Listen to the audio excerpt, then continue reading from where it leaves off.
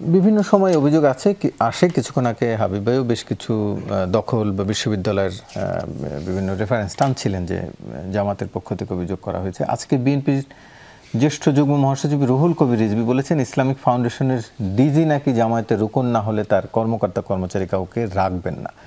এজন্যই কি মুগ্ধ, সাইদ ও আসিম শেখ হাসিনার পুলিশের গুলিতে জীবন দিয়েছে? যদিও এই অভিযোগ পরে অস্বীকার করেছেন ডিজি। একটু আপনার কাছে জানতে চাই যে আসলেই এই ধরনের এই সরকারের আমলে এই ধরনের দখলদারিত্ব, এই দলীয়করণ, এই কাজগুলো হচ্ছে কিনা বা হয়েছে কিনা?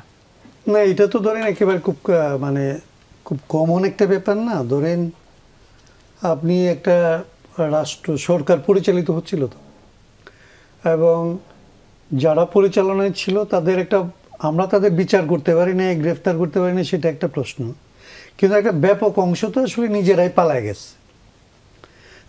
যারা পালায় গেছে সেই জায়গাগুলি তো বেকম তো আর নাই, এটা পূরণ করার চেষ্টা করা হয়েছে। তো কারণ তাৎক্ষণিকভাবে যে সমস্ত জায়গা পূরণ করা হয়েছে, তো ওইখানে কারা আসবে?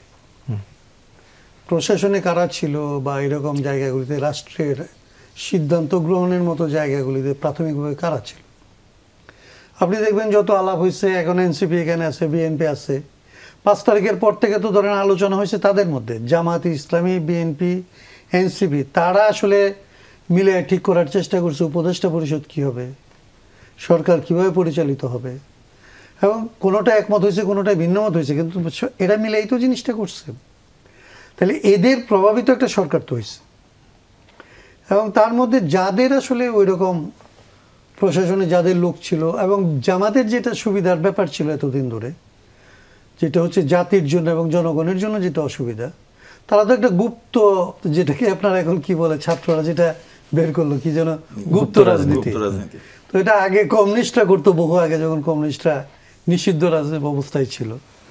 তো এরা যে প্রশাসনের মধ্যে গুপ্তভাবে ছিল, বিশ্ববিদ্যালয়ে গুপ্তভাবে ছিল, ব্যাংকে ছিল, এটা তো আওয়ামী লীগের এই পিরিয়ডটার মধ্যে ধরে নেওয়া হয়েছে যে প্রায় নিষিদ্ধ ছিল, এবং স্বাভাবিকভাবে তারা গুপ্তভাবে ছিল। তো গুপ্তভাবে থাকার একটা সুবিধা হচ্ছে যে তাদেরকে অ্যাপারেন্টলি নিরপেক্ষ মনে হয়েছে, এবং প্রশাসনে যাদেরকে বসানোর চেষ্টা করা হয়েছে, তখন চেষ্টা করা হয়েছে নিরপেক্ষ যারা তাদেরকেই বসানোর, এবং খুব সহজভাবে তারা আসলে এই নিরপেক্ষতার চাদরে ঢাকা থাকার কারণে তারা তো এই জায়গাগুলিতে খুব সহজে দখল দিতে পারছে। এখন আজকে তারপরে যখন আসলে তাদের নিজেদের প্রকাশ হওয়ার পরিবেশ হয়েছে, ছাত্ররা যেরকম নিজেদের প্রকাশিত করছে, ব্যাংক দখল করে তারপরে যখন তারা বলছে যে তাদের হৃত সাম্রাজ্য তারা পুনরুদ্ধার করছে, প্রশাসন এরকম হচ্ছে।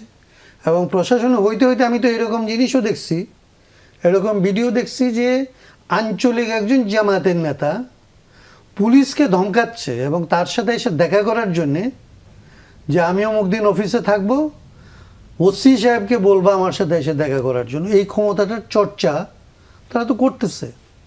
এবং একটা বড় অংশ ধরেন প্রশাসনের এখন পর্যন্ত জামাত ইসলামের লোকজন, এটা ডিসি বলেন, এসপি বলেন, অন্যান্য প্রশাসনিক কর্মকর্তা বলেন, সেটা তো আছে, এটা তো বাস্তব। এখন তারা যেহেতু ক্ষমতায় আছে, এবং ক্ষমতা কাঠামোটা যেহেতু জবাবদিহিহীন, এখনো কারো কাছে তো জবাব দিতে হয় না। হাসিনার সময় হাসিনার কাছে জবাব দিতে হতো। এখন একটা কাঠামো এরকম যে আপনার জবাবদিহিহীন একটা কাঠামো আছে, কিন্তু এটা ইউনূস সাহেবের কাছেও জবাব দিতে হয় না। তাহলে তারা যে যেখানে আছে সেখানে মনে করতেছে যে তার মতো করে তার লোক নিয়োগ করবে, তার মতো করে তার ব্যবসায়ী বসাবে, তার মতো করে তার আসলে ব্যাংকের মালিক বসাবে। সেই কাজগুলি হচ্ছে, এবং এগুলির ফল তো আসলে সমাজ ভোগ করতেছে। মানুষের মধ্যে যে 1 বছরের মধ্যে এই হতাশাটা তৈরি হলো, সমস্ত রাজনৈতিক পরিসর নিয়ে তো এক ধরনের একটা হতাশা তৈরি হয়েছে সমাজের মধ্যে। সেটার কারণ তো এই কারণে যে যারা ক্ষমতায় বসছে, যারা এটার চর্চা করতেছে, এরা একদম আওয়ামী লীগের চর্চাটাই করতেছে। মানুষ তো আওয়ামী লীগের এই দুঃশাসন থেকে বের হয়ে এসে একটা নতুন বন্দোবস্ত, একটা নতুন ব্যবস্থা, নতুন কিছু দেখবে মনে করছিল। তো তারা তো এর চাইতে বেশি, যেটা ধরেন ফখরুল সাহেব যেদিন যেটা বললেন যে আগে যেখানে 1 লাখ টাকা ঘুষ লাগতো, এখন 5 লাখ টাকা লাগছে, এবং তারা স্বাধীনভাবে এটা করছে।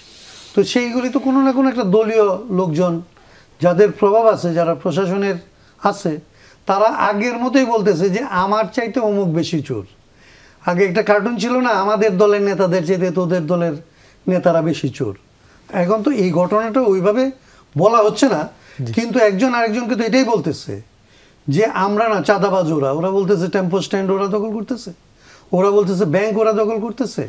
এই যে জিনিসটা যেটা মূলত তো এই দখলবাজিটা আছে, এবং এর মধ্যে দুর্ভাগ্যজনকভাবে একদম স্বাধীনতা বিরোধী যারা এই দেশটাকে বিলং করে না, তারা এই দেশটার আসলে মালিকানাটার চর্চা করছে। জি।